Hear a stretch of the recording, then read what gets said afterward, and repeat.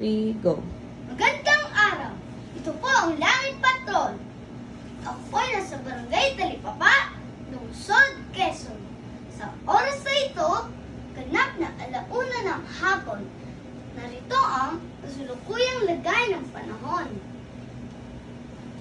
Sa mga susunod na oras, may posibilidad ng pag-ulan na may kasamang pagkulog.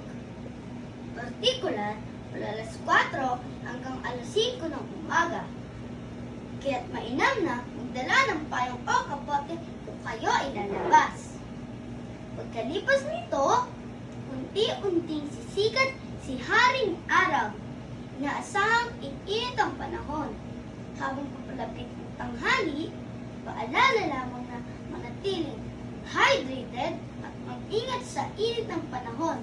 Mga kaibigan, maging handa sa paparating na pag-ulan at sabay-sabay natin panoorin kung paano muli sisikat ang araw.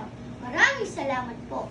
Ako po si Alina Adela Lim, nagulat ng lagay ng panahon para sa Langit Patrol!